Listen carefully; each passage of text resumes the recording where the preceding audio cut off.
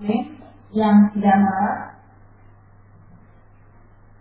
marah atas kesalahan kepada Rasulullah. Tapi tidak marah di sini, jadi hatinya tidak marah, jadi hatinya tidak bergeming sama sekali. Cuek aja gitu. Ya.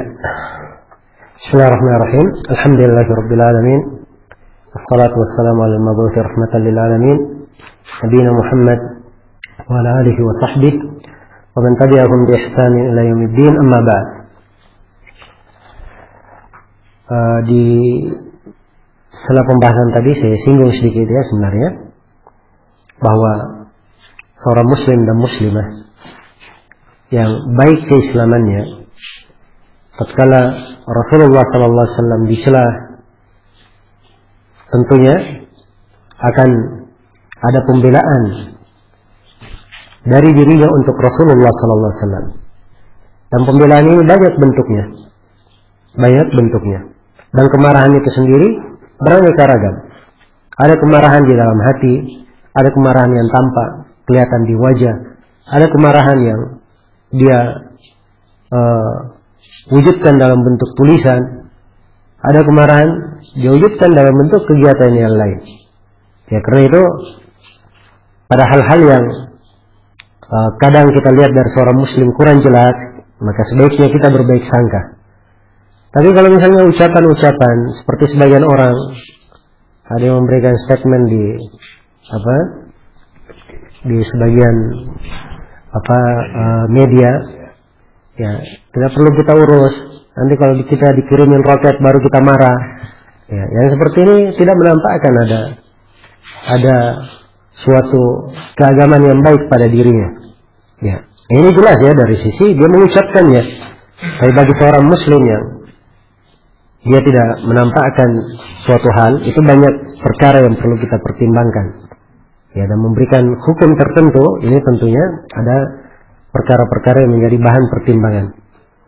Ya, jadi secara umum saya ingatkan bahwa seorang yang berucap syahadat asyhadu an la ilaha illallah wa asyhadu anna muhammadar rasulullah, ya, persaksiannya bahwa Nabi Muhammad Rasulullah itu memiliki konsekuensi.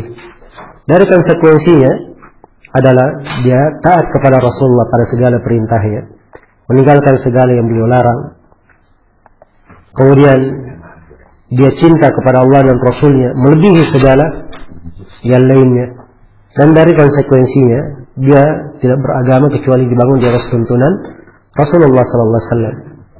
Ya, itu beberapa konsekuensi. Ya, wallahu ta'ala, mudah-mudahan jawaban ini cukup dan bermanfaat.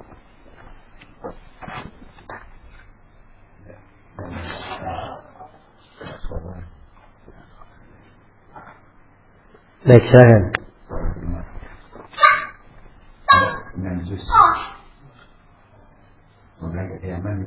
Apa?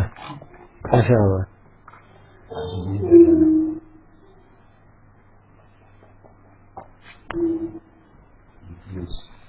Video artinya.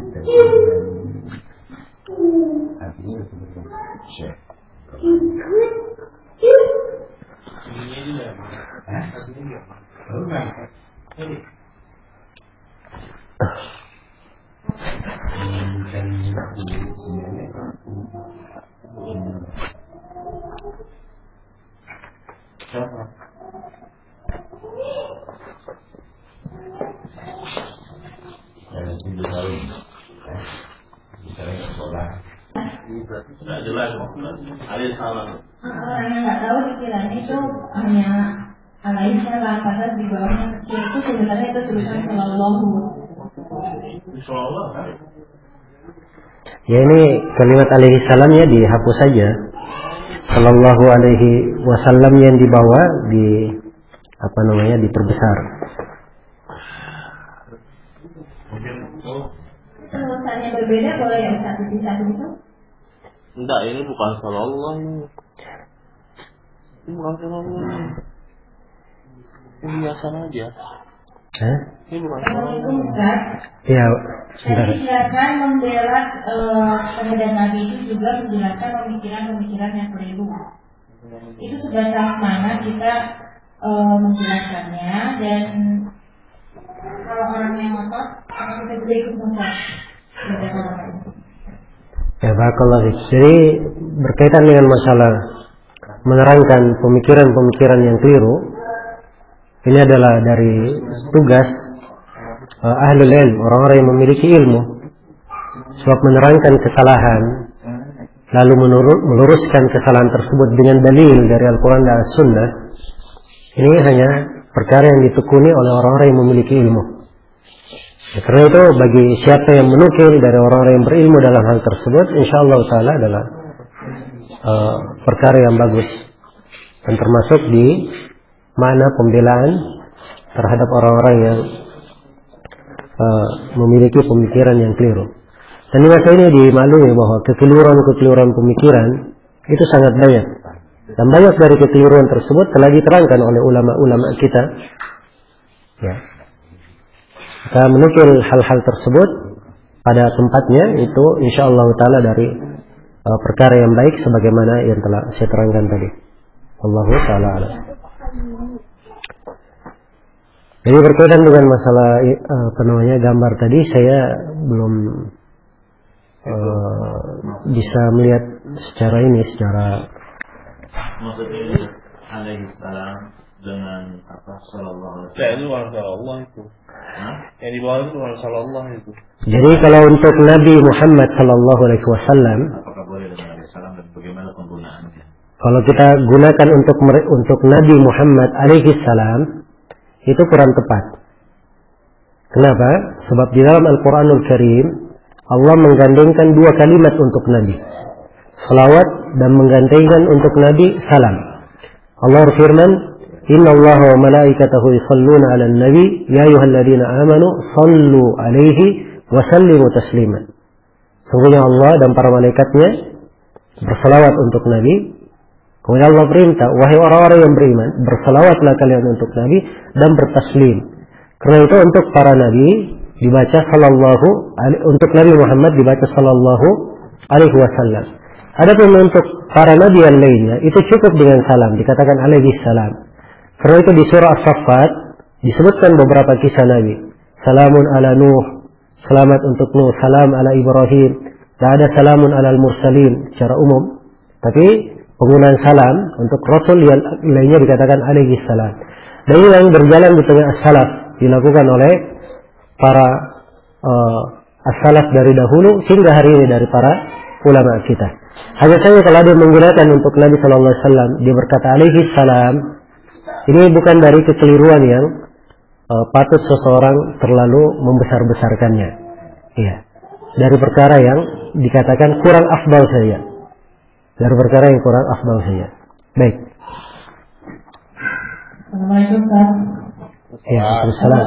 Tadi Ustaz menerangkan tentang terhadap orang-orang yang menyelidiki sunnah adalah perkara yang terputus. Maksudnya perkara yang terputus itu apa ya Ustaz ya? Jadi, Waalaikumsalam warahmatullahi wabarakatuh. Jadi ayat inna syani'aka huwal abtar. Sesungguhnya orang yang mencela engkau Nabi Muhammad, dia perkaranya lah yang terputus. Terputus di sini terputus dari seluruh maknanya. Terputus kebaikan untuknya, terputus dari rahmat untuknya, terputus perkara yang baik untuknya, terputus dari mengambil hal yang tepat. Iya. Karena itu kata sebagian dari as-salaf, siapa yang diangkat derajatnya karena dia menyampaikan agama, atau ini diucapkan oleh sebagian ulama namanya Abu Bakar bin Ayyash, dikatakan kepada beliau, kita melihat sebagian orang duduk di masjid tidak punya ilmu. Ya, sebagian mereka ada yang didatangi oleh manusia, banyak manusia yang hadir, dan sebagian mereka tidak seperti itu. Maka kata beliau, siapa yang menyampaikan hadits Rasulullah SAW terangkat derajatnya, maka dia mendapatkan bagian kebaikan dari firman Allah, wa rafa'na laka dzikrak. Kami akan mengangkat, meninggikan penyebutan engkau Nabi Muhammad. Jadi siapa yang meninggikan penyebutan Nabi Muhammad, maka Allah akan meninggikan derajatnya. Tapi sebaliknya, siapa yang menyelisihinya, kata beliau, inna syani'aka huwal abtar. Sungguhnya orang yang mencelamu, perkaranya lah yang terputus. Ya, dan mana terputus itu tadi, dari seluruh mana keterputusan yang telah saya terangkan. Wallahu ta'ala alam.